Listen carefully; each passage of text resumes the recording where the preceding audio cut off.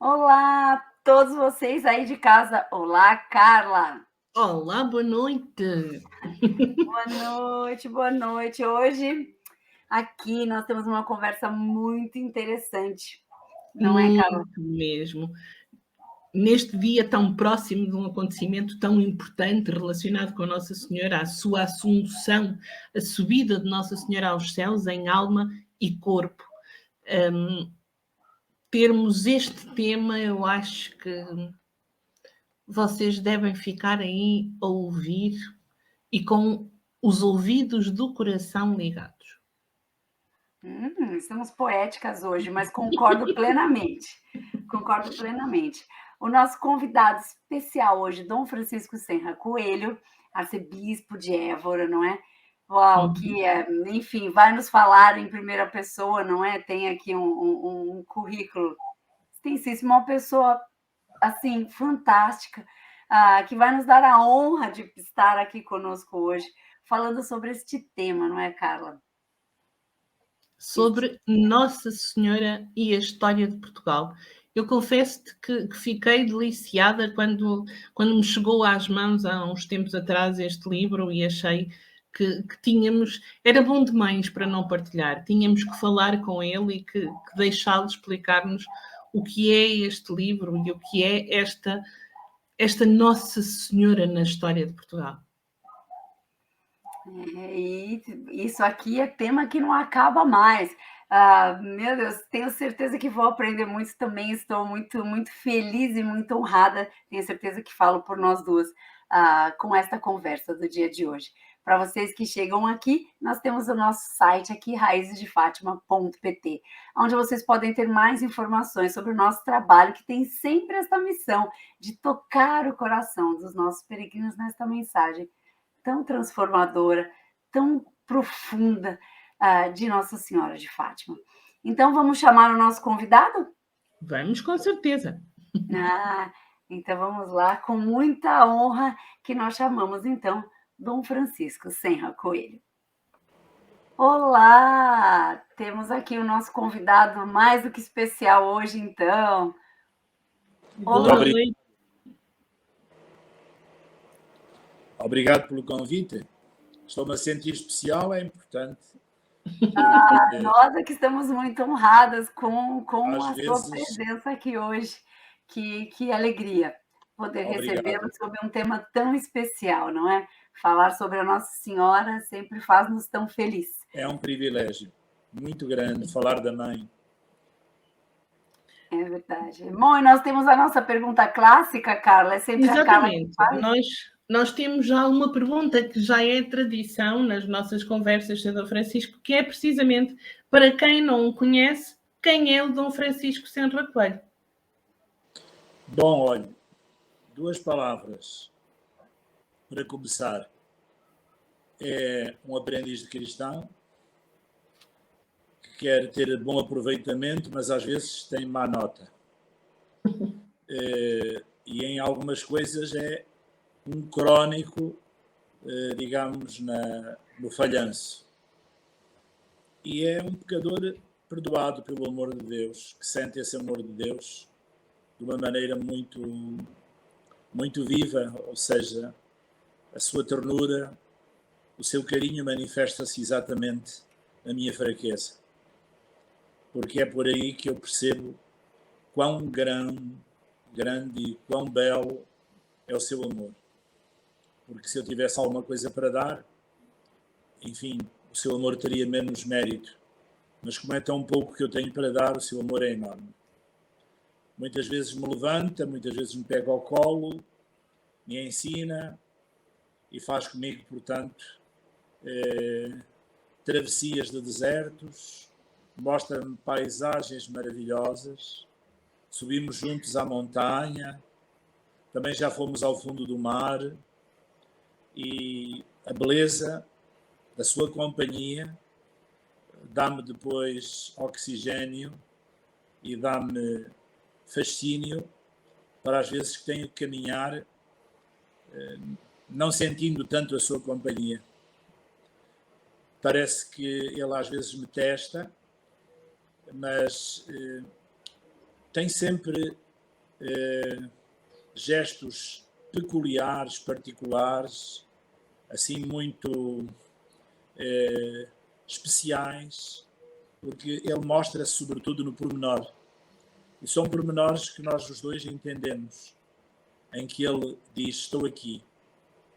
Mesmo quando porventura me experimenta, me faz comigo provas, testes, de eu caminhar só, ou seja, de ter que ser eu próprio a levar outros comigo, a fazer com os outros aquilo que ele faz comigo, a amar os outros com o amor com que eu sou amado por ele.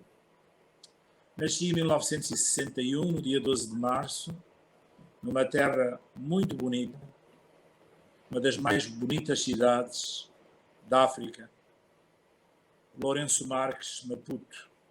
Era uma cidade moderna, traçada com arquitetura paisagística e com cuidado urbano, de urbanismo, com uma universidade jovem, a Universidade de Lourenço Marques, uma cidade com grande porto, uma cidade com uma baía muito bonita, a Baía do Espírito Santo. E a minha mãe, que está viva, que tem 87 anos, que está lúcida, muito bem, para a idade dela, me conta que eram 7 menos um quarto da manhã. Nasci, portanto, com o amanhecer. E provavelmente nas acácias que povoam as ruas de Lourenço Marques, hoje Maputo, que dão flor vermelha, que dão flor cor de laranja, e que tem muita passarada. Nasci com o chilrear dos passarinhos de África, alguns dos quais são maravilhosos, não é? O seu cantar. Tive uma infância muito bonita, porque os meus pais circundavam muito pelo território moçambicano. Meu pai trabalhava nos caminhos de ferro de Moçambique, era técnico oficial de contas, e a minha mãe foi professora primária, acompanhou sempre o meu pai tinha muitas mudanças. Tirando a zona de Tete, conheço Moçambique, estive em todos os distritos. Vivi bastante tempo na zona do Maputo, nomeadamente numa localidade chamada Goba, na fronteira da Suazilândia, na zona do Limpopo, Malvérnia, São Jorge do Limpopo ou Mapai, hoje em língua, enfim, nativa moçambicana, Mapai. Estive na antiga Vila Cabral, hoje Lixinga, conheci Pemba, que se chamava então Porto Amélia, Beira, Climane, e até aos 14 anos tive como amigos os africanos, eram os meus melhores amigos, com quem eu ia tomar banho para o mar ou para o rio, jogar, brincar, numa natureza muito forte e também perigosa, com cobras como a mamba, cuja mordidela era um quarto de hora, 15 minutos de vida. Ainda havia uma fauna muito rica, com elefantes, hipopótamos, leões, e estive em zonas de mato do interior, quando as linhas eram feitas, cortadas, que iam entrando pela selva moçambicana, por exemplo, a linha entre Nampula e Lixinga, na Cala, Nampula e Lixinga, um traço de muitas centenas de quilómetros, em que passou por muitas zonas do interior, mesmo continental, onde poucas vezes teriam estado europeus. E também onde não havia muitos africanos, muitos moçambicanos. Mato, como se dizia. Vim de Moçambique para Portugal continental com a descolonização. O meu pai regressou como funcionário público e a minha mãe, funcionário adido do Estado, e tinha, portanto, 14 anos. Foi um momento muito difícil, porque eu gostava muito, muito do meu colégio, o Colégio Dom Bosco, sou antigo aluno salesiano, Dom Bosco Lourenço Marques, tinha que lá estar como aluno interno, por causa destas mudanças dos meus pais, para poder estudar serenamente. Foi o meu primeiro grande sofrimento, foi quando, com 10 anos, deixei os meus pais para vir para o colégio como aluno interno. Durante muito tempo quando os meus pais estavam em Goba, a 50 quilómetros de Maputo, era possível ir passar o fim de semana a casa. Tinha um caderno quadriculado onde ia pondo uma cruzinha cada dia que passava para chegar ao fim de semana depressa. Depois, quando foram para Nampula, passei a ir de avião, um Boeing que demorava 4 horas, Maputo Beira, Beira Quelimane, Quelimane Nampula, 4, 5 horas. Entrega às hospedeiras, aí já só ia no Natal e na Páscoa. E já não valia muito a pena ir no Carnaval. Eram as férias de então, o tempo das férias grandes, do dia 10 de junho, como último momento de aulas, não é? O feriado, o dia de Portugal, e depois o dia 6 de outubro, depois do feriado do 5 de outubro da República. Portanto, junho, julho, agosto e setembro eram 4 meses de férias grandes. Vinha por vezes a Portugal ver os meus avós, a minha família é do Minho, de Barcelos. Quero ser sacerdote desde que me conheço, o meu nome, desde que sei que sou Francisco José, que também dizia quero ser padre. É uma coisa estranha, assim, que eu próprio não sei explicar. Não, é algo que nasce no meu coração, comigo. Os meus pais sempre testemunharam isso e o respeitaram. Porém, o meu pai exigia que eu fosse já capaz de distinguir aquilo que é um sonho de criança daquilo que é uma opção de responsabilidade. Por isso, só entrei para o seminário em Braga, já um moço de talvez 16 anos, onde fiz o 6º e o 7º ano de então. E aí mesmo aí o meu pai exigiu que eu fizesse no seminário e no Liceu Sá de Miranda, para se me arrependesse ter sempre habilitações para a universidade, porque havia dificuldades de reconhecimento de estudos. No entretanto, deu-se uma coincidência muito interessante, que foi o nosso bispo de Moçambique, o bispo de Vila Cabral, Lixinga hoje, D. Eurico Dias Nogueira, ser nomeado arcebispo de Braga. E conhecemos-nos em Braga. Ele conheceu perfeitamente os meus pais, lembrou-se deles, eram lá muito amigos. A minha mãe trabalhava como professora na catequese, o meu pai era um amigo do Sr. D. Eurico, bastante íntimo até, e eu comecei a pôr a questão vocacional no sentido de não ficar em Braga, porque queria ser missionário.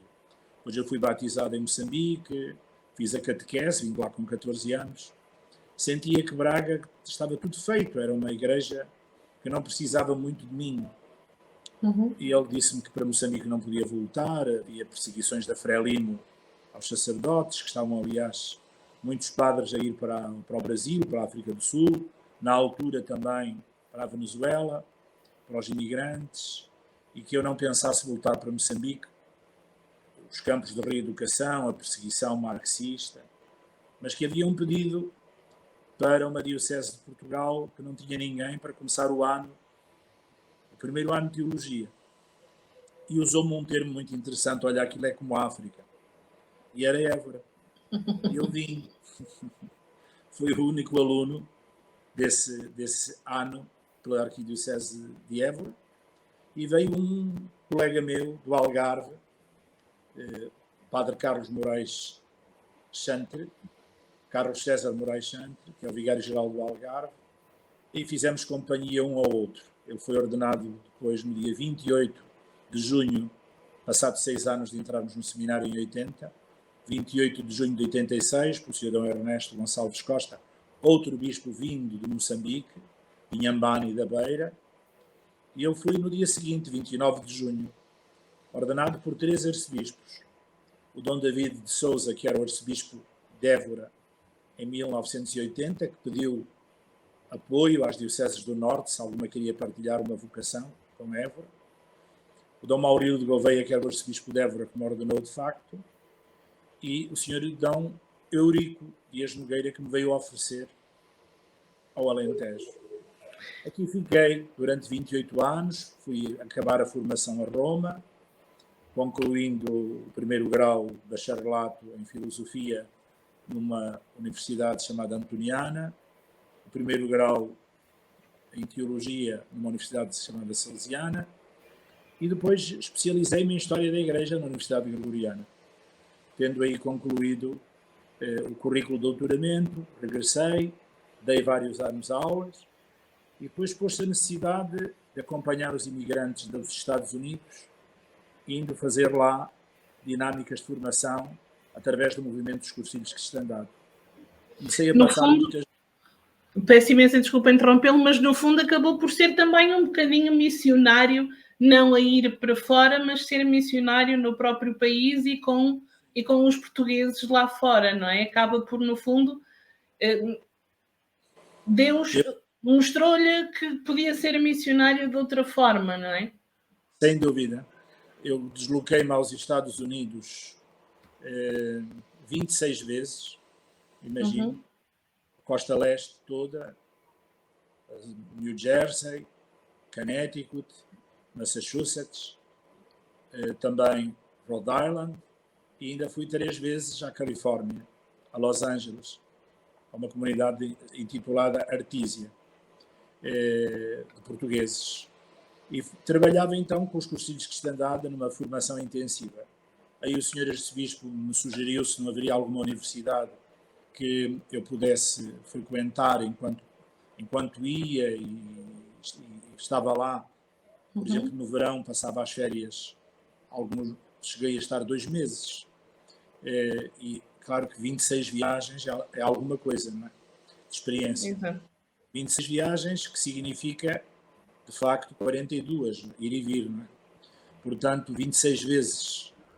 E neste contexto, através de uma universidade chamada Phoenix, portanto, a Universidade Internacional de Phoenix, acabei por completar a História Universal, transferir a tese de doutoramento da Gregoriana para essa universidade e doutorei-me em História Universal, tendo a formação de base na Gregoriana em História da Igreja.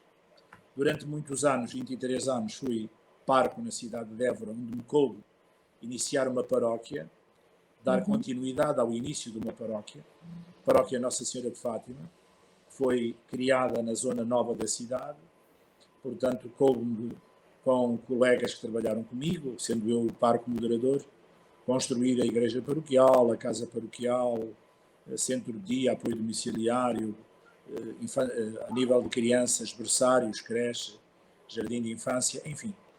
Três edifícios, dos quais 2 muito grandes, 2 complexos e uma capela dedicada a Santa Beatriz da Silva.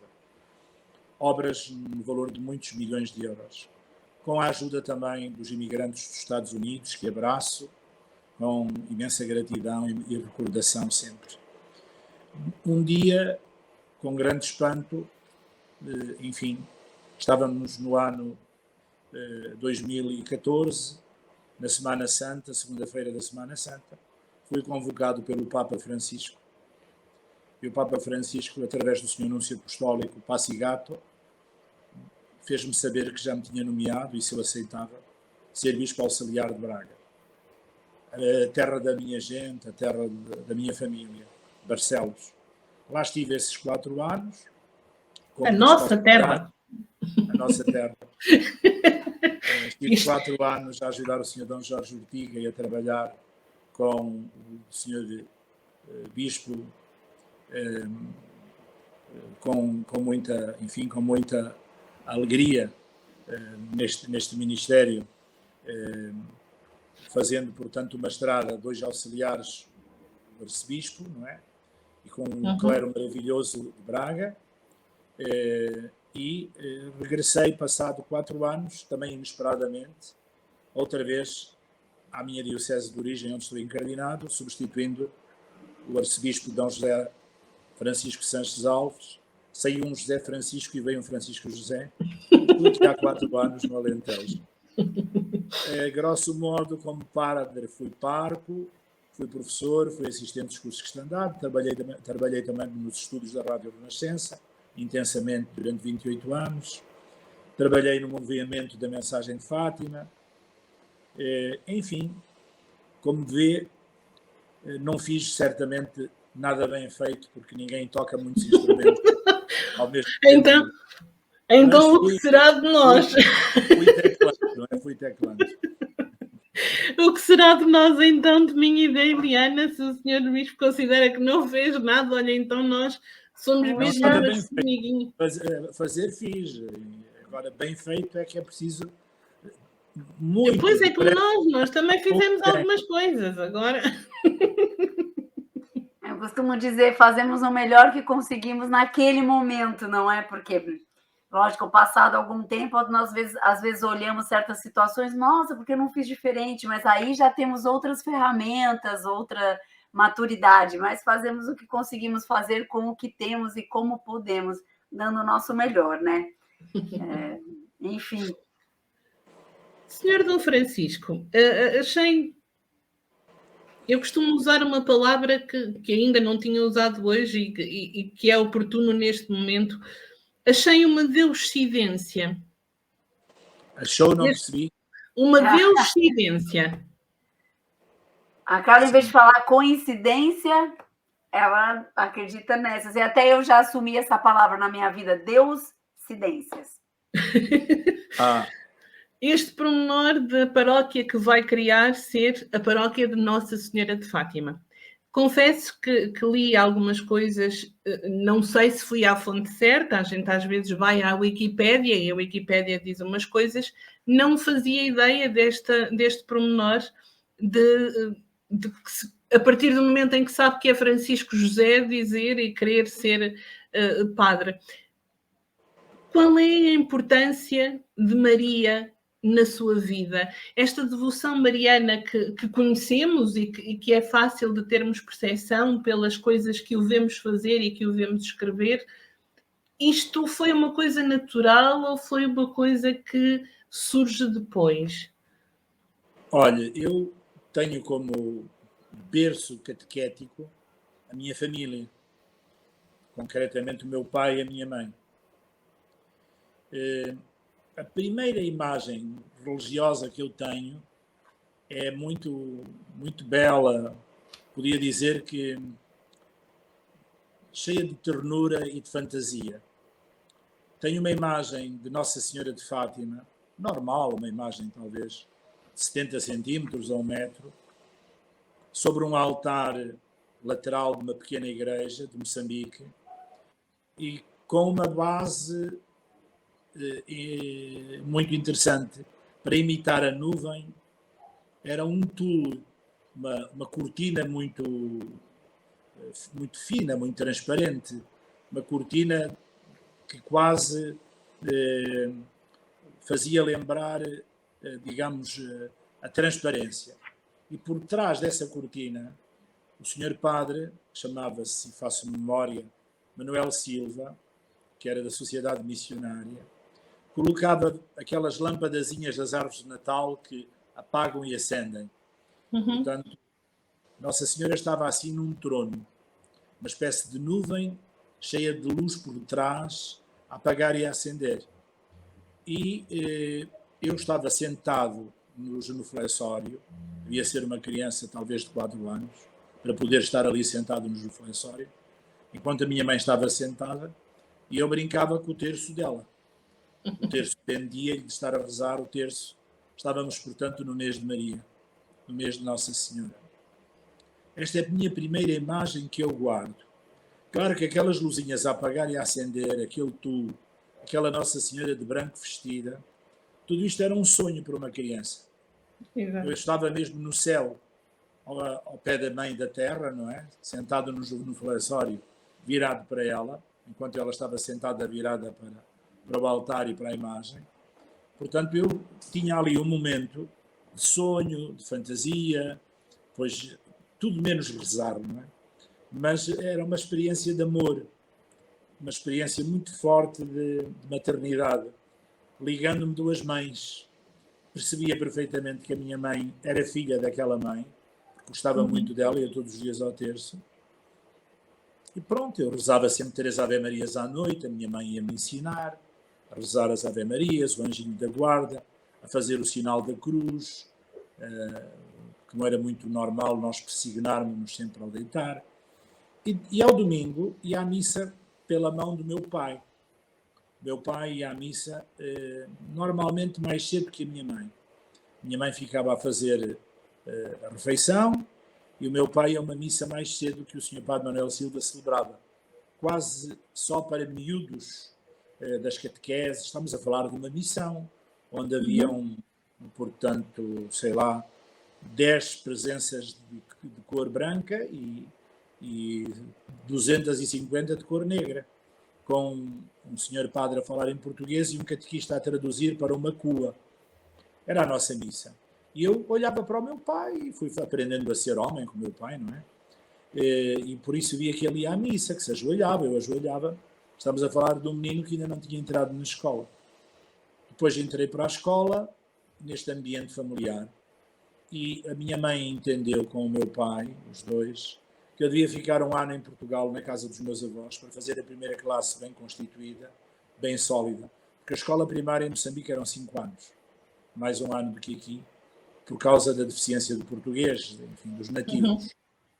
E fiquei então em Barcelos, em Adães, onde fiz a catequese com uma senhora chamada Tia Cândida Cerejeira, que morreu com 99 anos e foi catequista dos meus avós, pais da minha mãe e do meu pai, e minha catequista.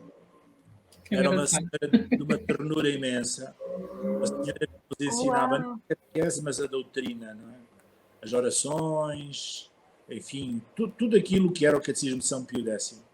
E ensinava no colo, ela era costureira, as famílias davam-lhe ajudas, desde milho para o pão, uma galinha, um frango, davam-lhe carne de porco, sustentavam a senhora. E a senhora era a catequista da aldeia, da freguesia de Adães, concelho de Barcelos. Todas aquelas pessoas da minha idade, tenho 61 anos, e de mim para cima, não é? Tiveram-na como catequista. Era uma senhora muito bondosa, era uma senhora de mel, que nos ia metendo uns repoussadinhos na boca, nos ensinava a catequese a cada um, ou a pequenos grupos, 3, 4, 5, conforme lhe apareciam em casa. Ela ia pondo água na panelinha, no lume de chão, ia fazendo a sopa e ensinando, contava umas histórias muito bonitas da vida de Jesus, contava-nos as principais histórias da vida de Jesus. Portanto, para ela tudo eram parábolas, tudo eram histórias. E fiz a primeira comunhão no Sameiro, quando os meus pais tinham casado. Vieram cá, ficaram 6 meses e tivemos essa oportunidade de celebrar um dia de muita alegria. Depois regressei para Moçambique e no Colégio Dom Bosco, quando me perguntavam o que eu queria ser, dizia: quero ser padre. E os padres salesianos, a quem eu devo imenso, até porque me ordenei na Igreja dos Salesianos aqui em Évora, não na Sé, por gratidão aos salesianos, diziam: e porquê é que não queres ser salesiano? Eu respondia: quero ser padre de paróquia.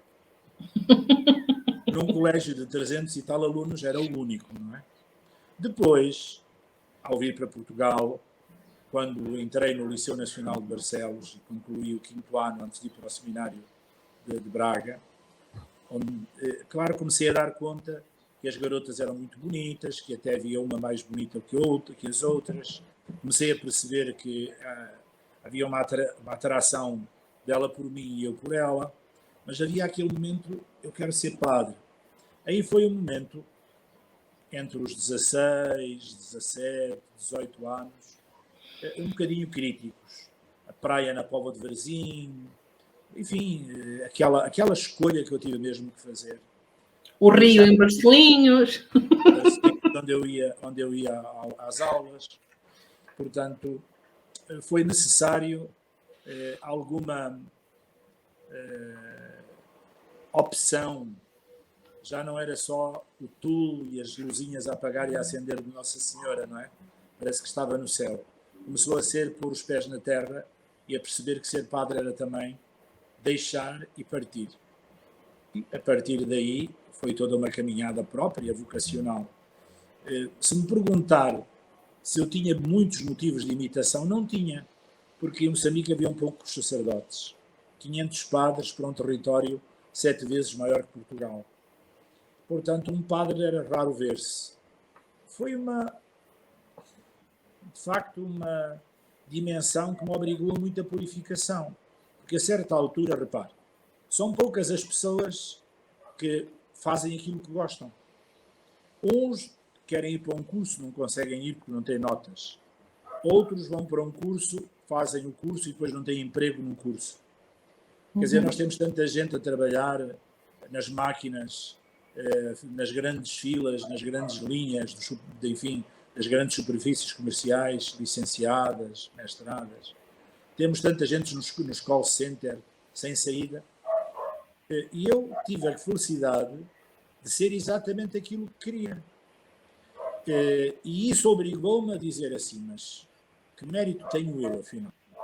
Afinal, eu sou feliz, mas eu tenho que dar de mim. Eu estou, no fundo, a realizar-me e o Senhor não será isso que espera de mim. O Senhor não quer que eu me procure, mas quer que eu me dê.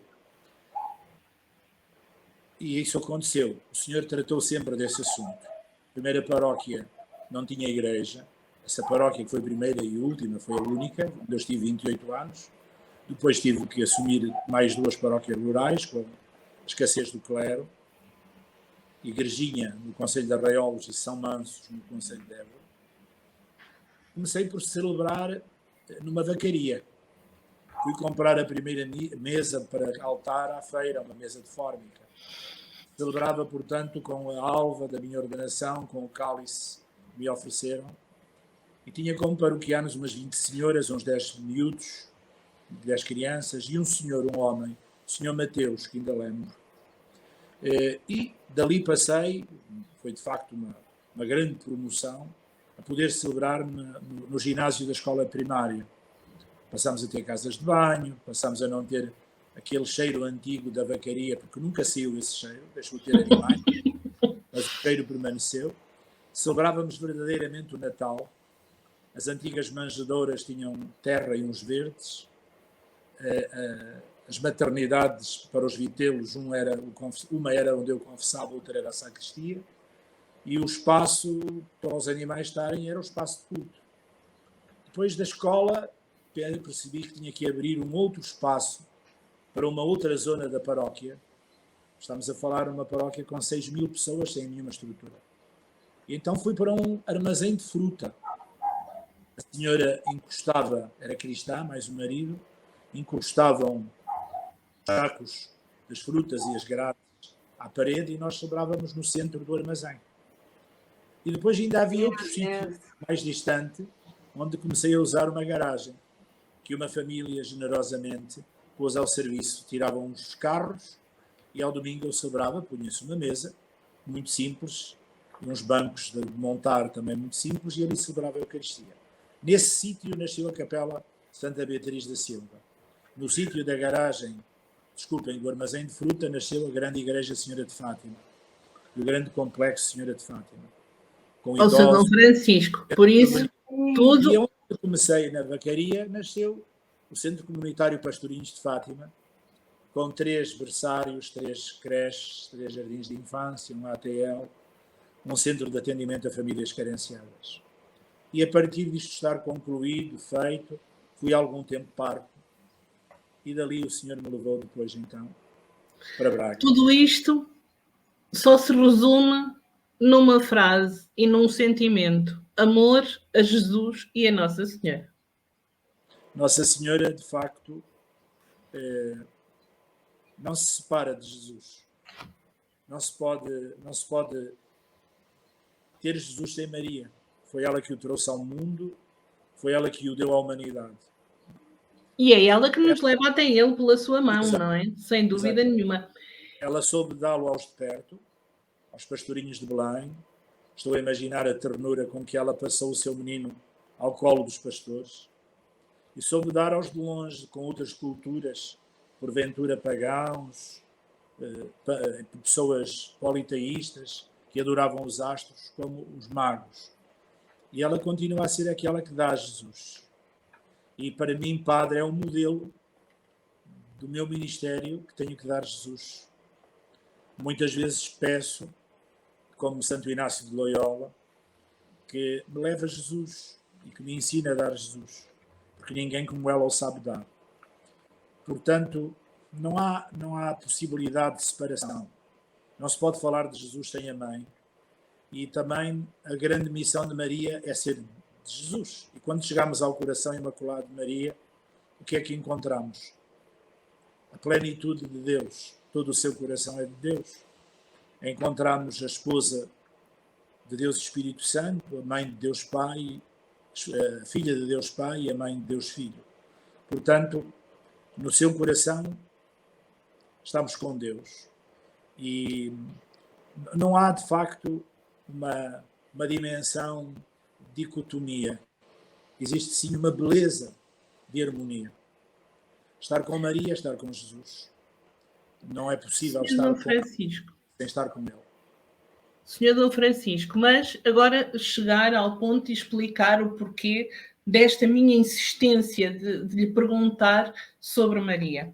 Porque confesso-lhe que e sabemos que tem várias obras publicadas, eu desconhecia de todo esta sua obra, Nossa Senhora e a História de Portugal, e confesso-lhe que já tenho sugerido este livro a imensa gente. Está toda a gente à espera de uma próxima edição, porque ele aparece esgotado em todo lado. Eu nem lhe conto como é que eu consegui o meu.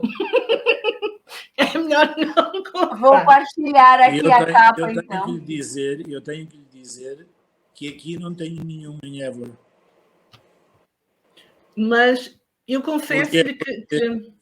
Fui dando e agora não tenho nenhum. Tenho um em Barcelos.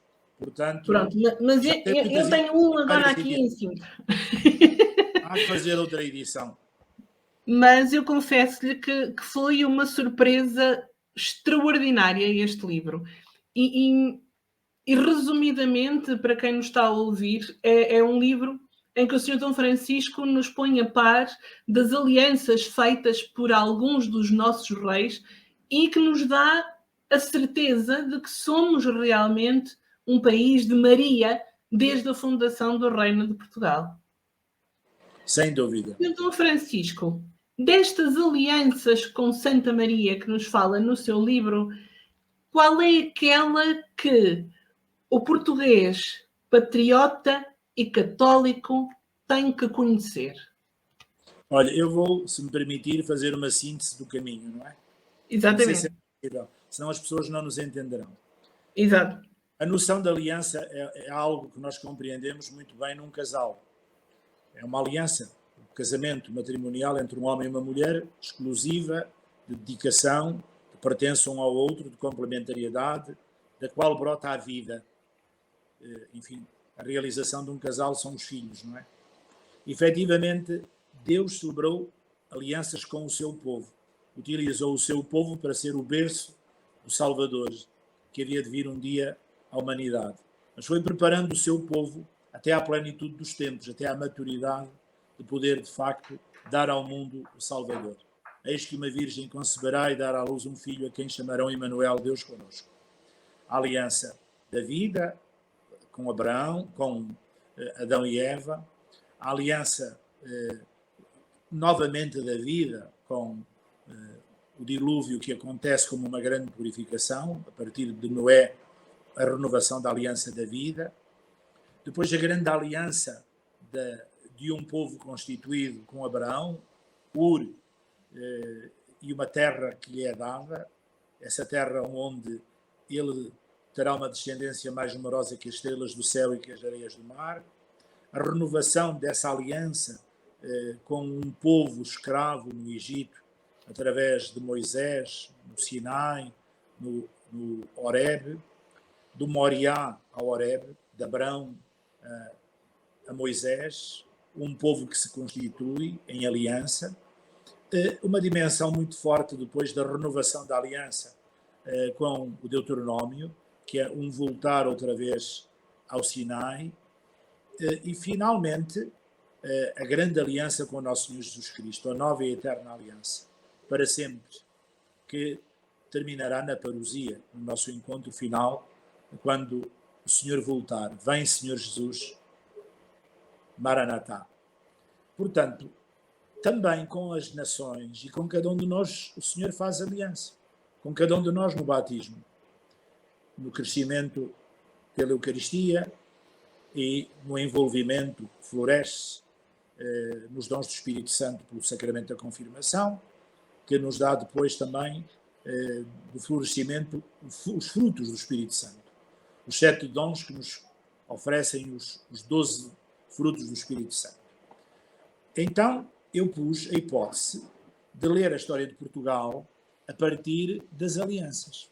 E foi somente isso que foi novo nesse livro. Na introdução que o Sr. Cardeal Patriarca Dom Manuel Clemente fez o favor de escrever, é isso que ele considera novo neste livro. Porque tudo o resto é conhecido, é extremamente aprofundado e há livros monográficos especializados em cada uma das alianças. Agora, este olhar é que de facto não existia ainda em nenhuma publicação. A primeira aliança é com o primeiro rei, Dom Afonso Henriques. Uma aliança sempre em forma de promessa. Se tu me deres a liberdade de constituir um povo livre, independente de Castela e de Leão, independente e ao mesmo tempo soberano, com um rei, eu dar-te-ei um grande sinal, um troféu da nossa gratidão de portugueses. E acontece que, de facto, Dom Afonso Henriques obtém o título em 1179 do Papa de ser Rex Rei e não Dux Duque. E faz uma aliança agradecida com o troféu que foi Alcobaça, a vinda dos cistercienses para Portugal.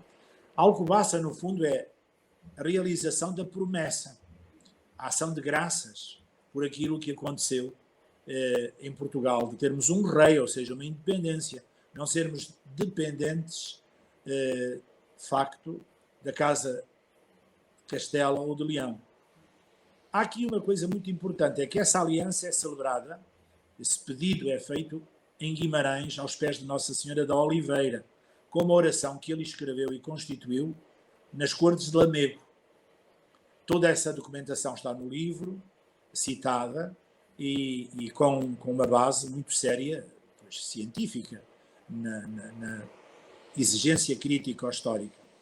Vamos caminhar. Portugal vive o risco da perca da independência da crise de 1383-1385. Aí, Dom João I recorre a Nossa Senhora, vai outra vez aos pés da Senhora da Oliveira e renova a mesma aliança de Dom Afonso Henriques.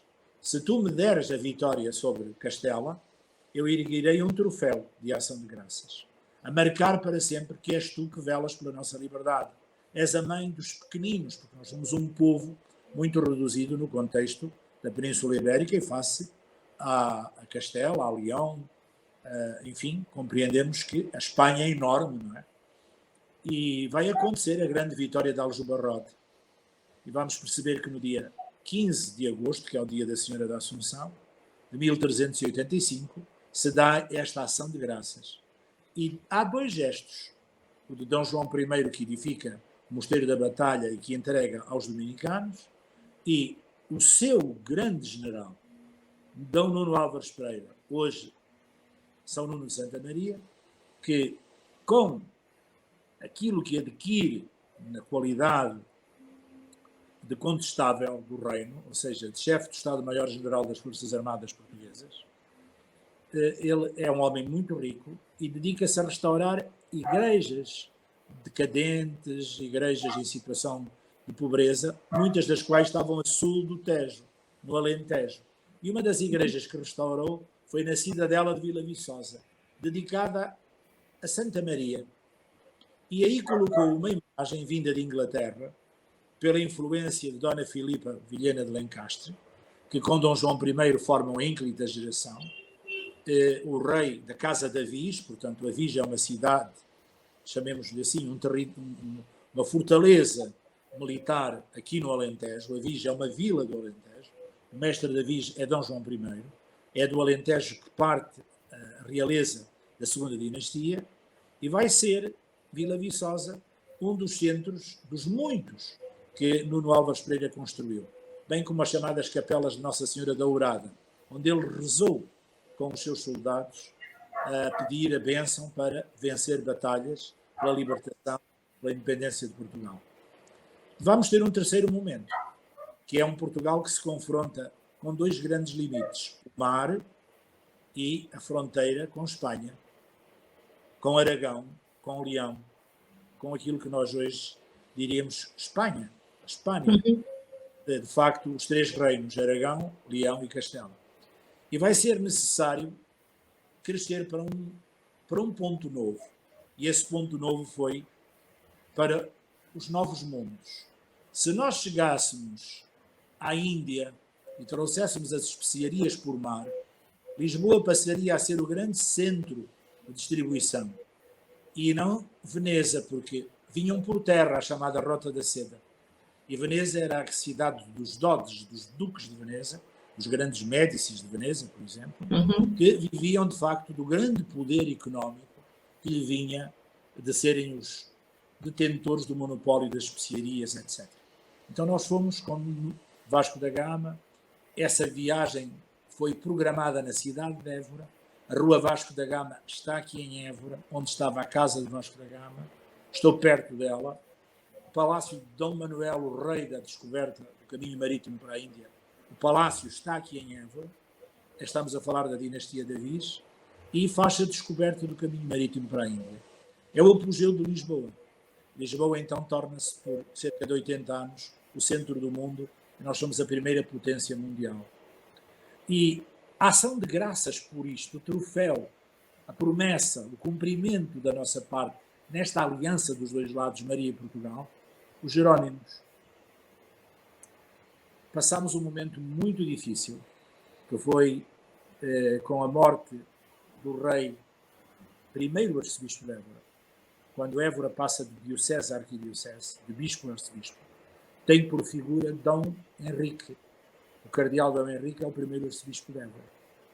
E com a morte do seu sobrinho, Dom Sebastião, que desaparece em Alcácer Quibir, o arcebispo de Évora teve que ser rei de Portugal, mas não tinha filhos, não tinha descendência.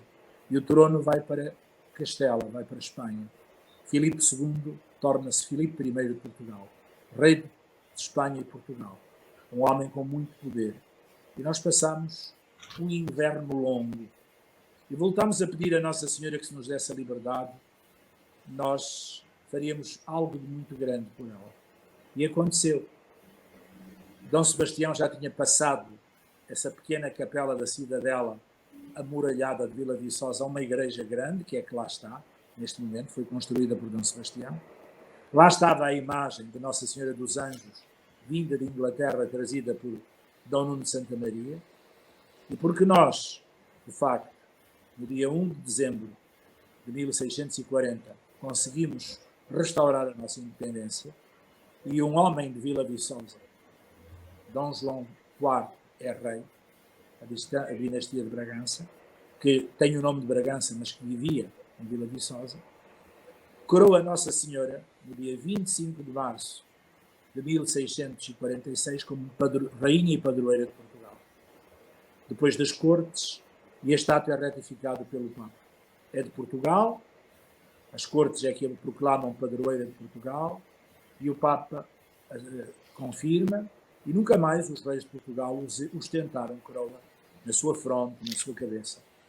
Na coroação recebiam-na e punham-na numa almofada. A rainha está em Vila Viçosa. Celebra este ano 376 anos desse acontecimento. Vivemos-lo intensamente o ano passado. Gostava muito de referir que, com as invasões francesas, estamos num outro momento doloroso. Perdemos a independência, os reis de Portugal, a Casa Real, com Dom João VI, refugiou-se em Brasil, como sabemos, e Dom João VI prometeu, se alguma vez Portugal se visse livre dos franceses, fazer também um troféu mais de ordem espiritual. E assim foi.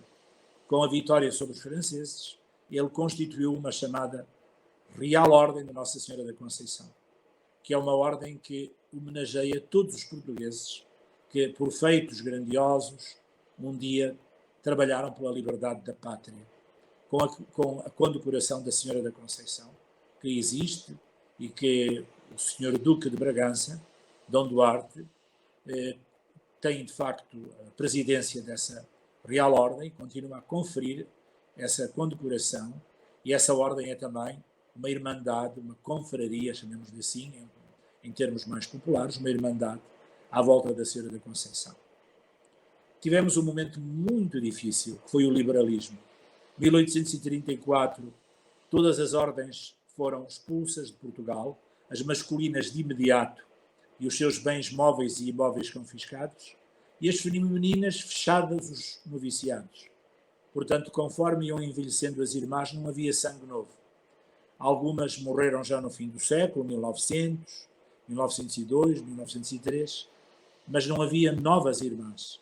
E conforme iam morrendo, o Estado ia ocupando os seus conventos, os seus mosteiros, numa triste decisão contra a liberdade religiosa, uma decisão verdadeiramente contra a cultura, uma decisão que foi a favor dos opulentos e dos ricos de Portugal, porque os bens das ordens religiosas foram vendidos em haste pública e ao desbarato, e imenso património, bibliotecas, arquivos, imagens, pinturas, se perderam, se deterioraram, conventos entraram em ruína.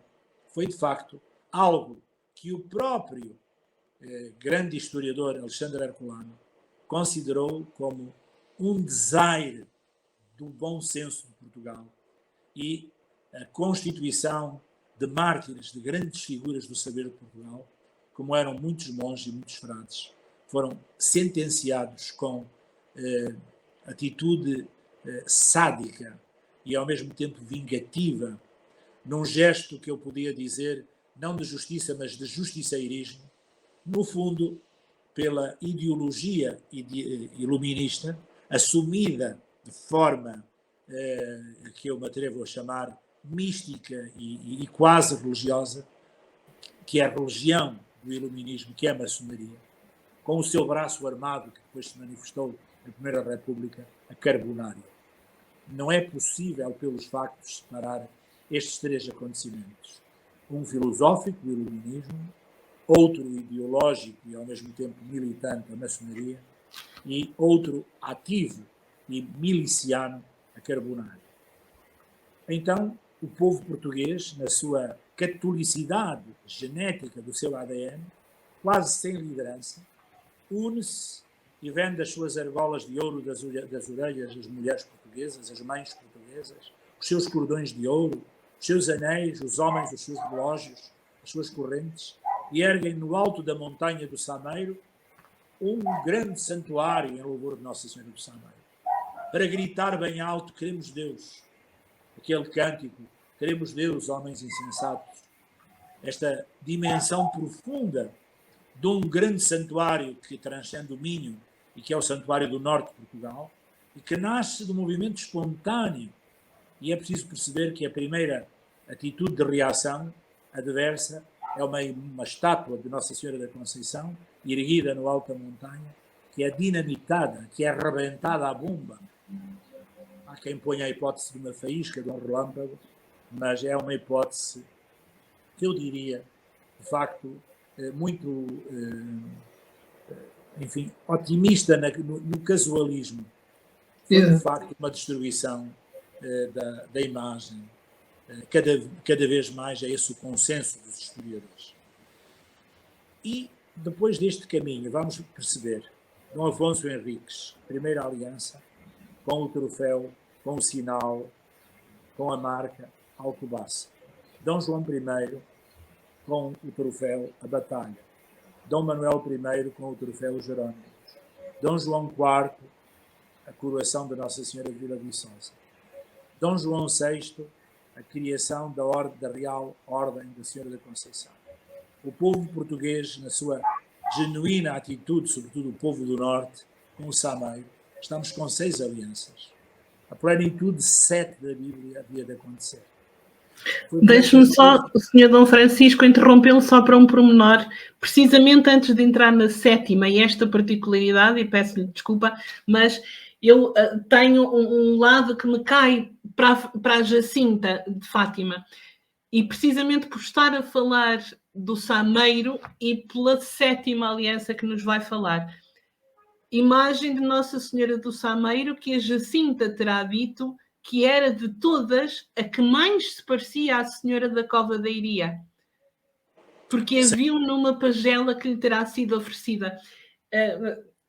Acho que é delicioso, porque é uma imagem. Eu sou suspeita, como já referi hoje na nossa conversa, porque também sou de Barcelos, porque também sou muito próxima de Braga e porque o Sameiro me diz muito também. Uma imagem que não é muito comum nós vermos nas outras imagens de Nossa Senhora, em que a vemos com um manto, em que a vemos mais com ares de rainha, e a Senhora do Sameiro tem um lenço atado na cabeça, como as mulheres de trabalho do Norte, não é? Eu não sei se posso fazer esta afirmação, porque não tenho documentos, mas já ali citada várias vezes ao nível do jornalismo.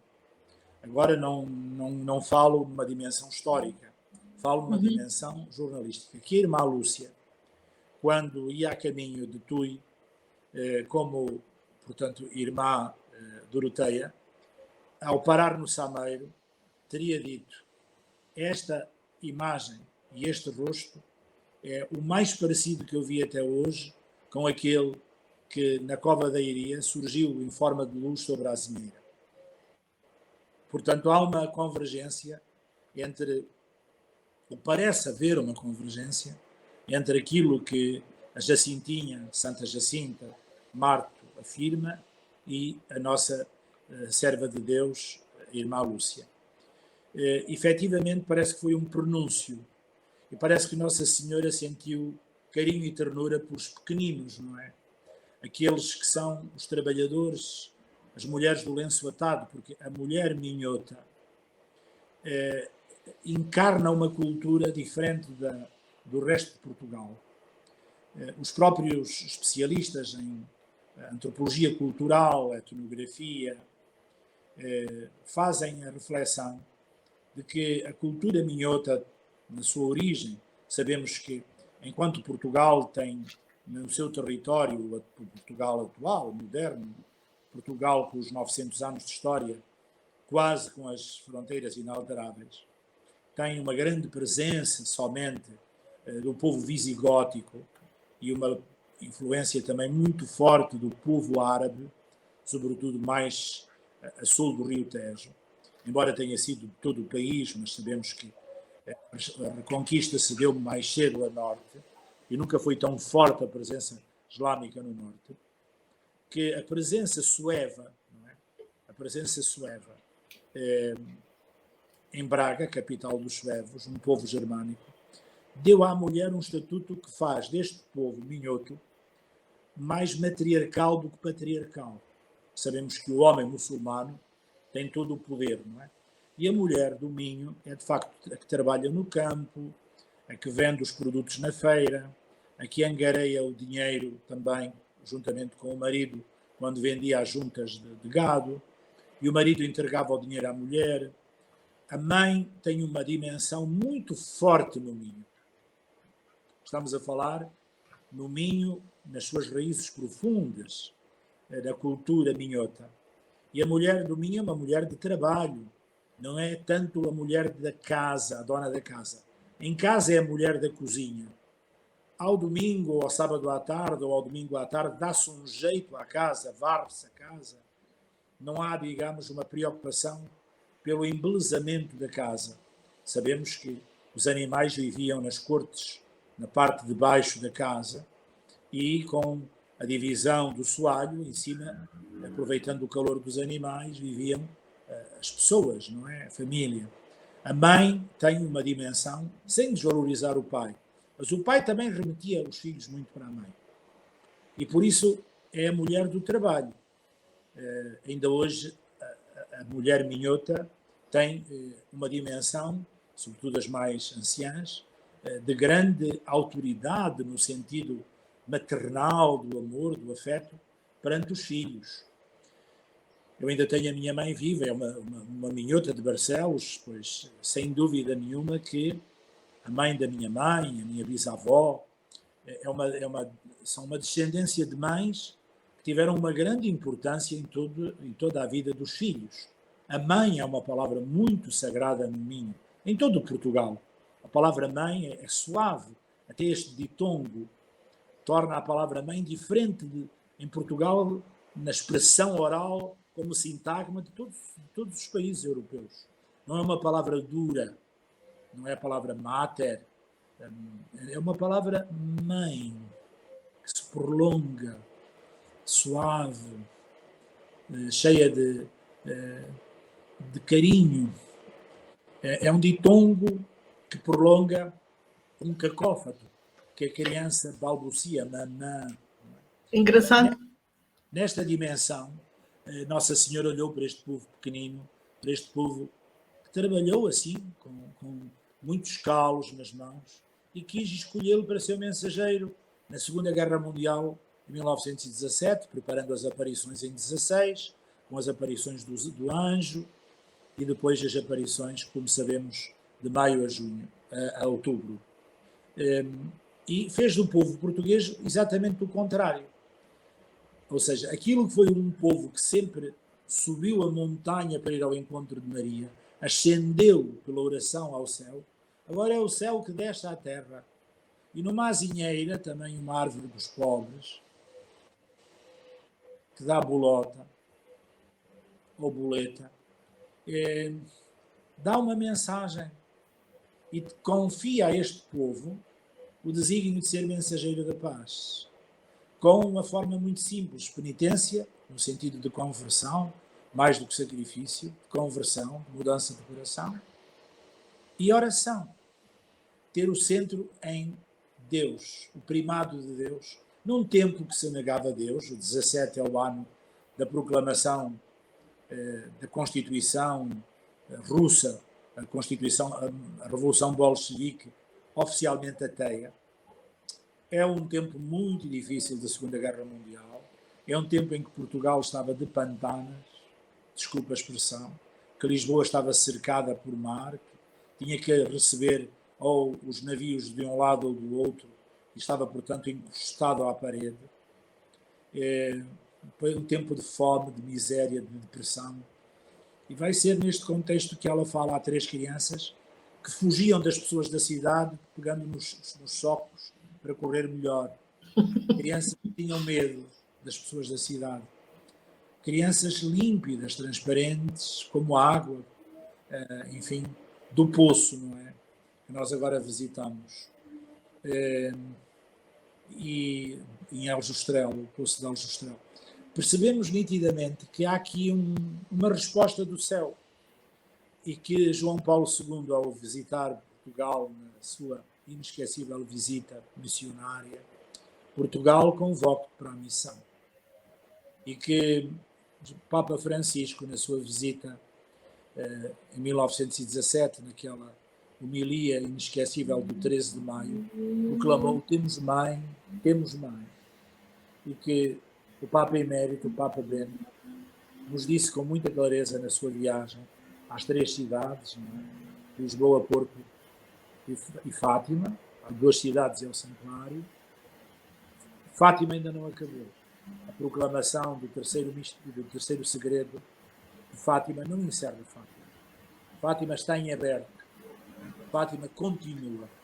Fátima é a chave da leitura do nosso tempo. E por isso este livro tem, de facto, respondendo à sua pergunta, Fátima como grande ponto de chegada. Olha, na celebração que fizemos em Vila Viçosa, a encerrar os 375 anos da Imaculada, coroada como padroeira de Portugal, eu quis que estivessem, a Arquidiocese de Évora, quisemos que estivessem aos pés de Nossa Senhora, as 3 coroas, Sameiro, Fátima e Vila Viçosa. Porque as 3 coroas são uma só. São a coroa que é Portugal, na medida em que somos fiéis como filhos, à missão que ela nos entregou nas aparições de Fátima. Nós somos a coroa. Cada um de nós é uma pedrinha, enfim, um pedacinho de ouro ou prata, conforme é a nossa dignidade de vida, fiel ao Evangelho, desta grande beleza que nos convoca, e não há ninguém que fique fora da missão. Os doentes são chamados a ser missionários com o seu sofrimento, os idosos são chamados a ser missionários com a sua influência de magistério e saber, de experiência feita junto dos seus netos, na nova geração, os pais, as famílias, os jovens, têm que evangelizar os outros jovens.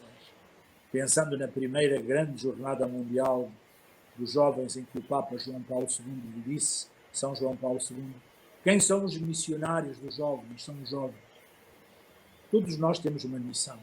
Os presbíteros, os padres, os diáconos, os consagrados, os bispos. E eu não sou mais do que isso. Um aprendiz de cristão, que tem por catequista Maria e que me leva pela mão até Jesus. E com ela quero aprender a dar Jesus. E se tiver a honra de pertencer à coroa dela, pois um dia haverei, não é? Ai, achei tão bonito isso. Vou adotar o aprendiz de cristão. Porque nós nos intitulamos todos facilmente, né? Nós somos cristãos, estamos, né, neste caminho, não é? Agora achei muito bonito, realmente. Aprendiz de cristão. Vou me lembrar dessa, vou assumir também. Peço a sua licença, a sua autorização aqui publicamente também, para começar a assumir. Gostei muito. Então agora podemos começar a entrevista. Dar uma aula de magistério aqui a debitar matéria. Agora podemos passar à entrevista, porque fui só eu que falei, quase. Mas olha, que confesso-lhe mais da minha parte, porque sou nortenha e falo pelos cotovelos, é muito difícil eu ficar calada. E quando fico calada é porque estou a aprender e a aprender muito. E tanto, agora eu quero ver essa conversa de novo para tirar apontamentos, porque foi uma aula aqui, e vou dar um jeito de adquirir esse livro. Então fica a dica também para vocês. Eu vou também pedir-vos que façam pressão sobre a Paulos.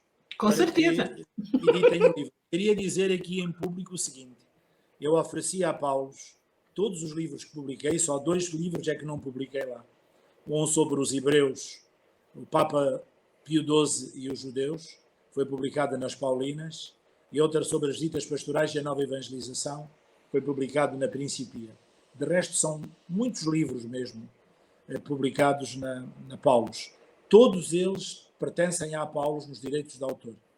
Eu ofereci os direitos de autor, não recebo 1 cêntimo de nenhum livro que se venda, para que sejam mais económicos, ou seja, eles investem no preço do livro o dinheiro que eu tenho de direito, para que o livro seja mais barato, porque a minha preocupação é a evangelização, é que os livros cheguem. Por isso eu não tenho interesse, de facto, que eles façam uma nova edição para mim.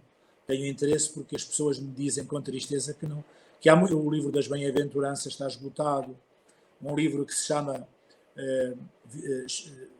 dedicado ao Espírito Santo também está esgotado. Portanto, é pena que não se editem livros, porque são livros de um parco, foi professor de História e que pensa nas pessoas concretas que estão à frente e não escreve para professores catedráticos, escreve para cristãos sedentos de esperança, não é? Sou testemunha disso.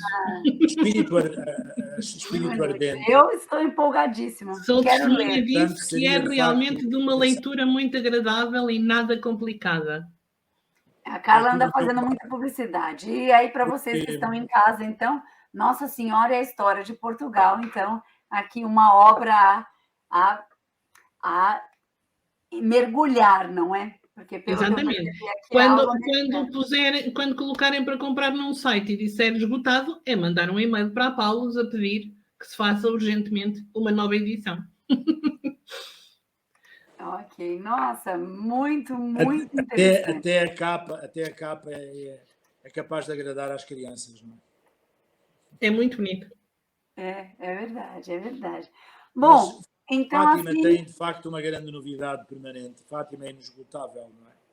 Não há dúvida que tem uma capacidade de se renovar constantemente, porque é o Evangelho, e o Evangelho é para todas as épocas. Fátima leva-nos ao Evangelho e aos cristãos de todas as épocas. É, porém, muito importante que Fátima não se afaste daquilo que é essencial, que é a sua mensagem. que tenha sempre no centro essa preocupação. Eu fico, por exemplo, muito contente quando vejo que à noite, no contexto da procissão de velas, é lida a história da aparição, que se celebra naquele mês, e que há uma volta outra vez, um regresso outra vez às origens, às raízes históricas do carisma fundacional de Fátima, que é a mensagem de Nossa Senhora. Portanto, penso que o santuário tem, pois, com toda a certeza, esta preocupação, e que nós temos que pugnar muito pela simplicidade, porque Fátima é simples, não podemos complicar Fátima, não é? Mesmo a relação de Fátima com a arte não pode ser fazer um movimento no sentido do culto ao cultural. Ou seja, Fátima é cultual. Culto é oração, conversão. Os dois grandes momentos de Fátima é o confessionário, a penitência, a conversão, é o grande milagre de Fátima, a mudança dos corações e a oração, muito concretamente, do terço, que é o Evangelho meditado aos pedacinhos, não é? No fundo, a oração dos simples, mas evangélica, a partir do Evangelho. Os 4 mistérios, como sabemos, gozosos, depois luminosos, dolorosos e gloriosos. E esta dimensão é muito importante que nós a tenhamos. Não podemos nunca... É importante que Fátima passe a cultura, porque a fé só verdadeiramente enraiza num povo quando é cultura desse povo. Quando se respira e bebe como água. Mas Fátima é cultual. E a consequência da profundidade do culto é que a torna cultural. Mas não podemos nunca separar duas coisas, não é? O cultural tem que ser sempre eco do cultual. Eu, sempre que vou a Fátima, procuro fazer este exercício de aprendiz de cristão, que é confessar-me e rezar pelo menos um terço na capelinha. E não rezo pelas minhas intenções. Rezo por uma realidade que Fátima tem muito presente, que é o Papa. Que o Papa tenha luz e que o Papa seja amado por todos, porque o Papa tem como principal ministério, sucessor de Pedro e Bispo de Roma, a unidade da Igreja. Sermos todos um com Francisco. É uma das grandes conquistas da Igreja, é a unidade, porque a unidade é a força. E Jesus rezou pela unidade. Pai, que sejam um, para que o mundo creia que tu me enviastes. Portanto, nós ali temos que rezar muito pelo Papa. Rezar pelo Papa é rezar pela Igreja e é rezar pela paz, pelo homem vestido de branco. Por isso, eu penso que é necessário voltar sempre a Fátima, a uma Fátima muito simples, que todos entendem e compreendem. E era uma das queixas, da Jacintinha, que vinha cá tanta gente e só o Santo Padre é que não. É verdade. Não, A Jacintinha era o Francisco muito contemplativo e ela, de facto, assim mais descaradona. Mas o seu descaramento era perfeito. Eu acho que ela tinha uma costela nortenha.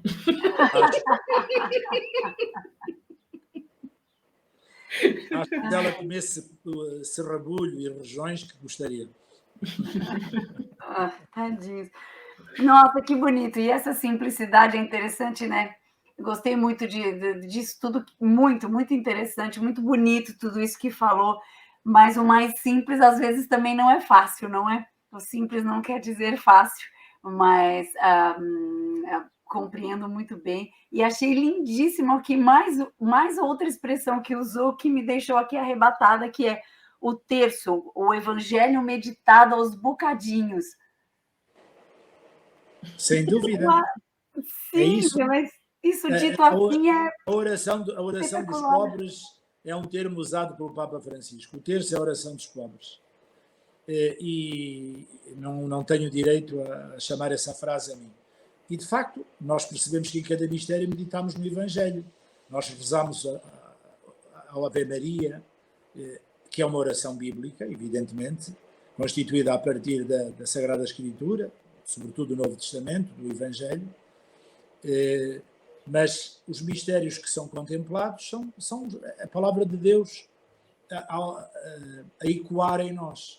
E há uma coisa, sabem que a oração oriental dos bizantinos, dos coptas, dos siromalabares da Índia, dos siromalancares da Índia, dos melquitas e maronitas da Antioquia, dos arménios da Rússia, do nosso queridíssimo povo ucraniano, é muito litânica, ou seja, utiliza muito a dimensão daquilo que nós chamamos ladainhas.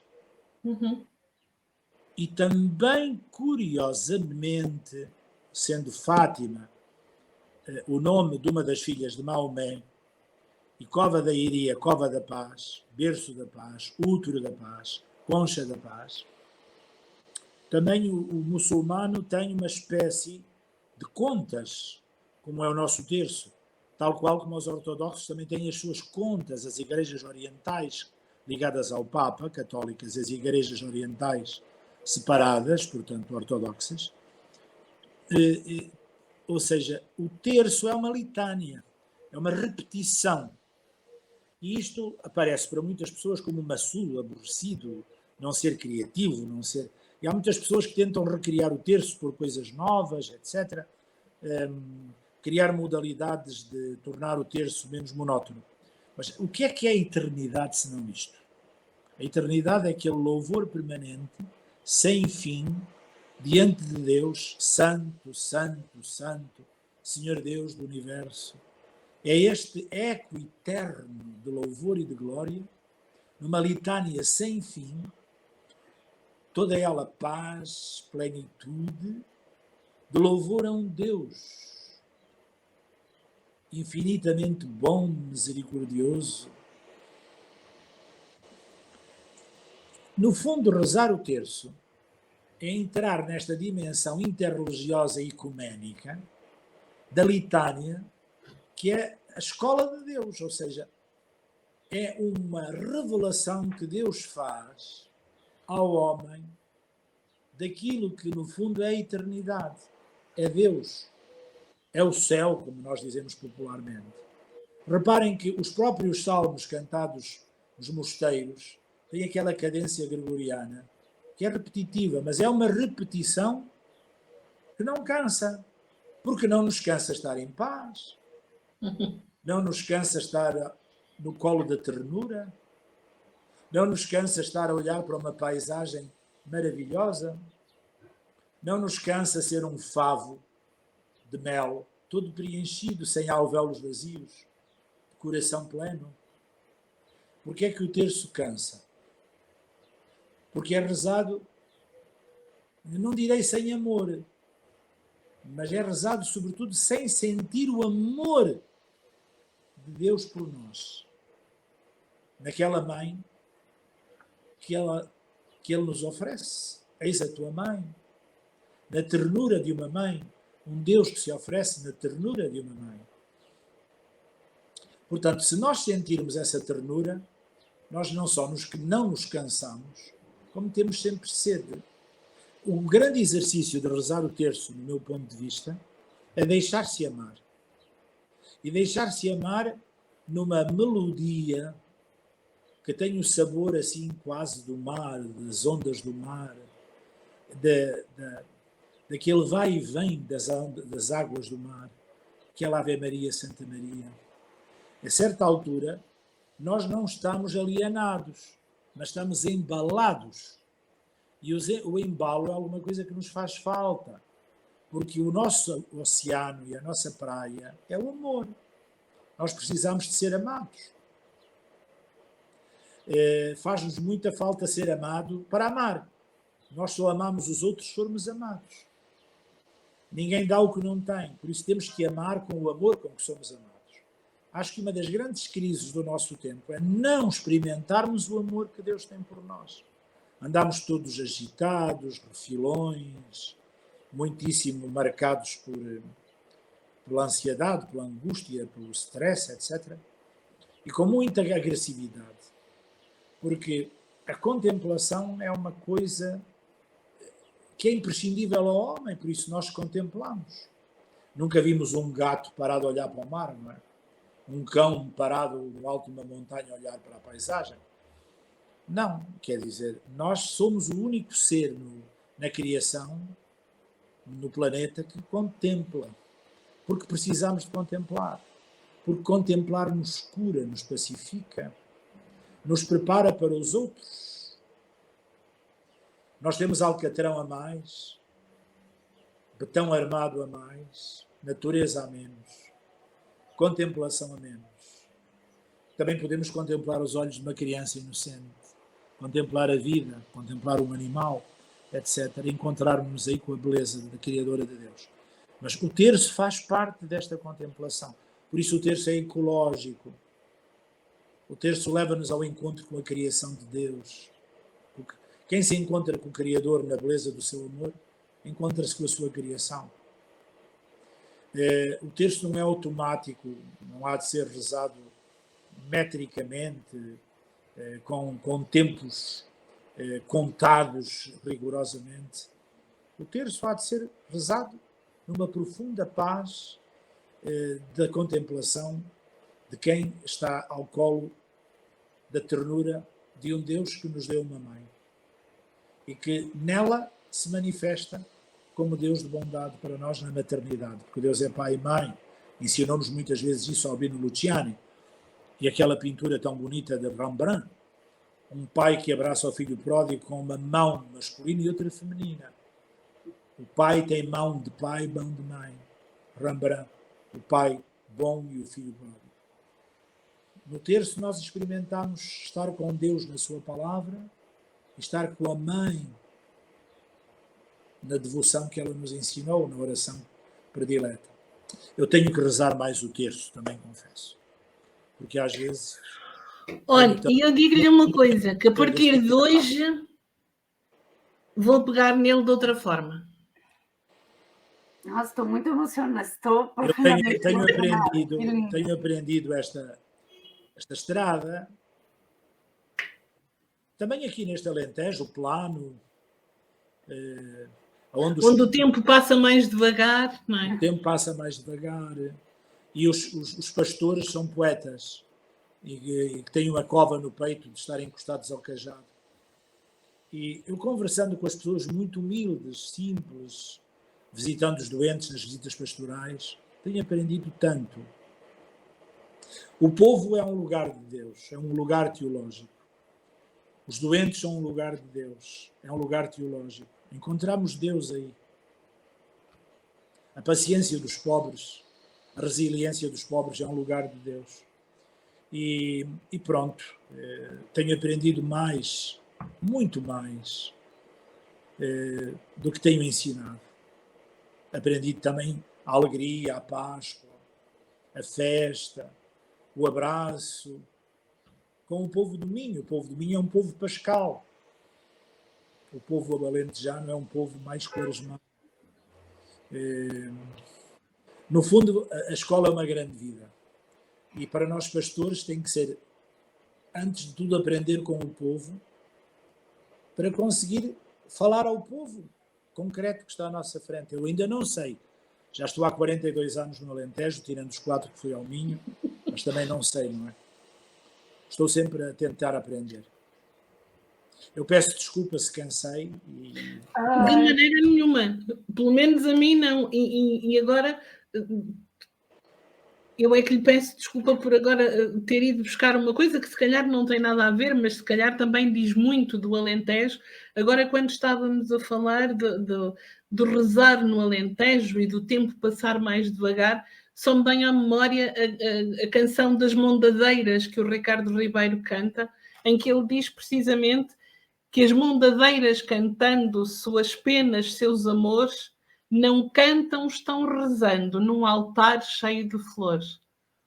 Que bonito. Não podia ser mais bonito. E há também um poema que diz: o mar deixou o Alentejo, mas volta a matar as saudades nas ondas do trigo loiro. Quando as searas baloiçam, Exato. parece que esta é a recordação de um mar que andou por aqui e que esta planície seria o fundo de um mar. O Alentejo e o mar encontram-se. E Miguel Torga disse também com muita beleza: Portugal tem duas coisas grandes. Traz os montes e o Alentejo. E o povo alentejano habituou-se a olhar para longe, a não ter barreiras à frente, limitações, não tem montanhas. Por isso é um povo de liberdade. Sim, porque é tudo muito, já ali, não é? E não gosta muito que lhe tirem a liberdade. Tem que se falar ao povo alentejano sempre a partir da liberdade. Ou seja, da sua escolha e não da nossa imposição. É uma proposta sempre, um convite. Quem quer vai, quem não quer fica. E a nossa estima é igual, porque tem razão quem fica e tem razão quem vai. Temos que aprender a viver aqui numa diferença muito grande, porque, como sabem, a Igreja no Alentejo, digamos, no sentido batismal, é muitíssimo significativa. A presença de batizados é, enfim, quase total, não é? Os alentejanos são quase todos batizados. A mesma coisa, os funerais. Um funeral sem sacerdote é uma ofensa, não é? Muito grande. Os casamentos ainda têm uma margem muito elevada de realizações. A primeira comunhão também. E, curiosamente, as aulas de religião e moral, no contexto português, situa-se acima de metade nas proporções de participação. Porém, a missa ao dominical aqui no Alentejo de Évora anda pelos 10%. Por isso somos uma igreja minoritária na prática, não é? 90 pessoas não vão em 100 à missa ao domingo. Uhum. E aprendemos muito a viver no respeito mútuo. O respeito dos que não praticam pelos que praticam e o respeito dos que praticam pelos que não praticam. E há coisas muito bonitas nesse sentido, de entreajuda, de amizade. O povo alentejano é muito adulto. E é um povo que tem uma grande dimensão de distinguir a prática da fé. Ou seja, o povo alentejano tem fé. É um dos povos mais religiosos de Portugal, juntamente com o povo açoriano. Também os Açores foram muito marcados pela presença alentejana. Há ilhas que são, portanto, migração do Alentejo quase total. Caso, por exemplo, da Ilha Terceira, da Ilha de Santa Maria. Mas voltando à nossa conversa, nós encontramos pessoas no Alentejo que rezam um rosário por dia. 3 terços. O rosário antes do Papa João Paulo II, e não vão à missa nunca. As casas dos alentejanos estão pejadas de Nossa Senhora de Fátima, daquilo que eles chamam os santinhos, do crucifixo. Digamos, a cultura alentejana, a poesia alentejana, a música alentejana, o canto alentejano, bebe no humus de uma cultura cristã. E as pessoas não é por não irem à igreja que não rezam. É muito ofensivo dizer a um alentejano que não é praticante. Porque nós, quando usamos o termo praticante, restringimos à missa de domingo. E eles têm um profundo respeito pelos mortos, no culto, do corpo místico de Cristo, de rezar pelos defuntos. Os funerais são muito respeitados, as missas de 7º dia, de 30º dia, de ano, não são esquecidas. E às vezes as pequenas localidades fecham a mercearia, a taberna, o café para toda a gente ir à missa. Aos velórios toda a gente vai, com muito respeito. Quando passa um cortejo fúnebre, os homens tiram o chapéu.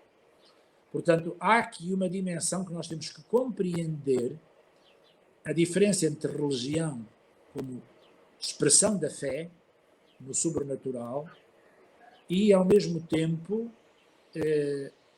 a prática da fé no culto que nós apresentamos como oficial da Igreja, não é?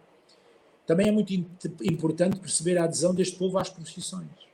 Procissão de passos, procissão do enterro do Senhor, as procissões de velas à Nossa Senhora são enchentes de multidões de pessoas. Há aqui festas, por exemplo, Nossa Senhora da Boa Nova, em Trena, que tem milhares de pessoas. Estamos a falar 15 mil pessoas, 20 mil pessoas. Nossa Senhora do Castelo em Coruche, estamos a falar em muitos milhares. Nossa Senhora da Luz em Mourão, milhares de pessoas. Nossa Senhora de Conceição de Vila Viçosa. A grande festa cristológica do Sul é o Senhor Jesus da Piedade de Elvas, terá 30, 40 mil pessoas. Portanto, esta dimensão tem que ser muito respeitada. A religiosidade popular. E muitas vezes o que nós descobrimos é que o problema que eles têm não é com Deus, nem com a fé, na expressão daquilo que é a proclamação da fé, os dogmas, nem é com Nossa Senhora, é connosco. Estão zangados connosco a Igreja. Estão zangados connosco os padres, os cristãos praticantes, com a Igreja, a instituição, porque encontram coisas na história, na vivência das comunidades, que não se coadunam com aquilo que nós proclamamos. E escandalizam-se com incoerências tão grandes e com, enfim, circunstâncias que eles percebem que não têm a ver com o Evangelho na vida da pessoa. Então, nós temos que perceber que a primeira atitude da evangelização tem que ser a humildade, o amor a este povo e, ao mesmo tempo, fazermos o trilho do Papa Francisco, a purificação da Igreja. Eles acreditam em Deus, acreditam na mensagem bíblica, acreditam na intermediação dos santos, pois são tão devotos aos santos. As casas dos alentejanos estão cheias de santos. Acreditam na relação de Nossa Senhora como intermediária e como mãe do Filho de Deus, como mãe de Deus, etc. Às vezes não acreditam na Igreja, em nós, no bispo, nos padres, nos crentes, porque nos vê às vezes pouco unidos, zangados, divididos, e que tivemos muitas vezes aliança com pessoas poderosas e corruptas e que não fomos capazes de ser profetas, etc. Eu acho que há necessidade de sermos muito realistas e voltamos à origem da conversa, um dos grandes caminhos de evangelização é Fátima. Fátima abre estradas, Fátima abre caminhos. Fátima é uma aliada da nova evangelização. E vai voltar a sê-lo. Agora nas Jornadas Mundiais da Juventude. Vão vir mais pessoas a Portugal, não só porque acontecem as Jornadas da Juventude, mas porque em Portugal está Fátima. As Jornadas Mundiais da Juventude vão beneficiar de Fátima por muitos e muitos que virão a Portugal para peregrinar também a Fátima. E porque vem tanta gente, e porque vem tanta gente e até o Santo Padre. É verdade. Desta vez, até o Santo Padre. Esta Cinta tem razão. Olha, que conversa tão boa, não tenho nem palavras para agradecer. Tanta coisa que foi dita, né, Carla? Tanta coisa profunda. Olha, sem palavras, sabemos que tem uma vida tão ocupada, o que nos deixa ainda mais honradas com este momento. Muito. Nunca perca do horizonte que está a falar com o bispo missionário. Nunca perca do horizonte que, para os bispos missionários, para os padres missionários, a coisa mais importante são as pessoas.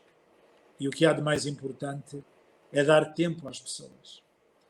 Sempre o procurei fazer e as pessoas parece que entendem isso. Eu, quando me sento a falar com uma pessoa, no fim, quando acabar, vou embora. Mas não tenho direito de estragar os horários dos outros. Isso estou a vosso dispor quando entenderam? Imagina, não, nós temos Eu tanto a vou agradecer, meu Deus, eu estragar, vou olha, essa arriscar palavra nem se coloca aqui. eu vou arriscar fazer-lhe um pedido. Acho que falo pelas duas. Não vamos perder a oportunidade de termos cá alguém como o Sr. Arcebispo de Évora, sem nos deixar a sua bênção.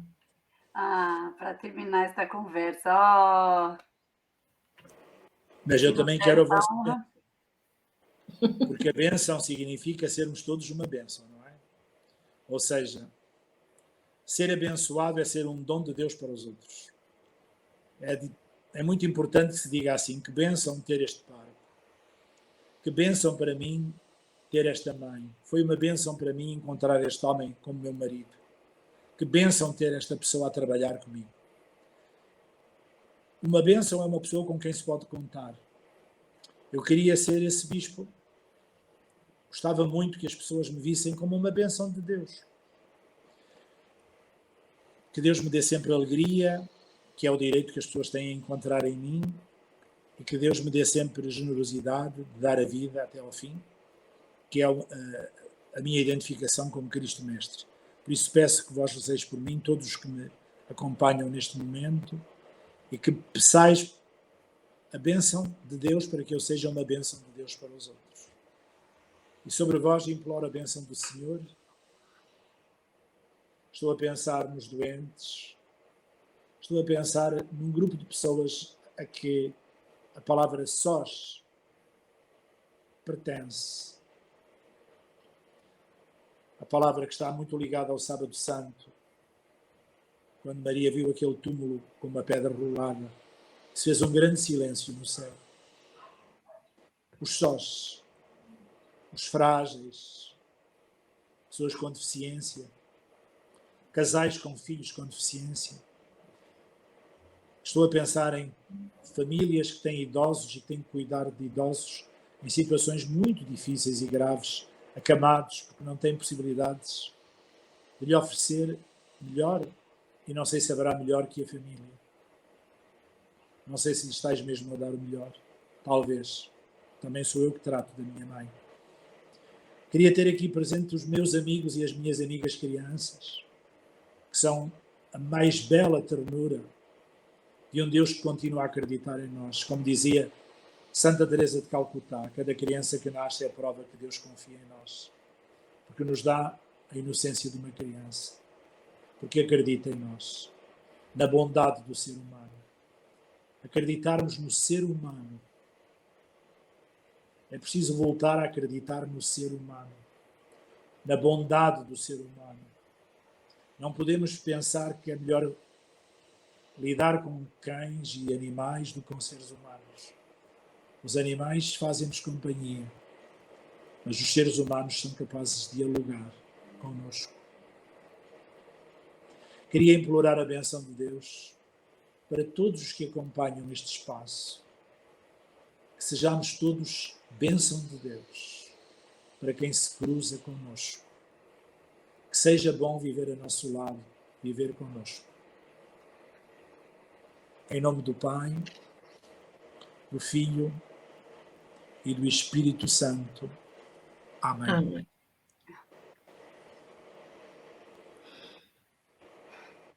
Muito obrigada. Finalizamos assim, desta forma tão especial e com um agradecimento profundo, muita gratidão, Dom Francisco, pela sua presença, pela sua disponibilidade. A nossa querida Carla também, que está sempre conosco. Muito obrigada a vocês que estão deste lado, do lado de lá e que nos acompanham. Finalizo assim com as suas palavras que foram maravilhosas. Até sempre. Muito obrigada. Um beijinho, até a volta. Um beijinho à Helena, um beijinho à Carla e a todos os que seguem este espaço Raízes de Fátima. Muito obrigado pela oportunidade que me foi dada de estar convosco. Um abraço de amizade. Obrigada. Obrigada.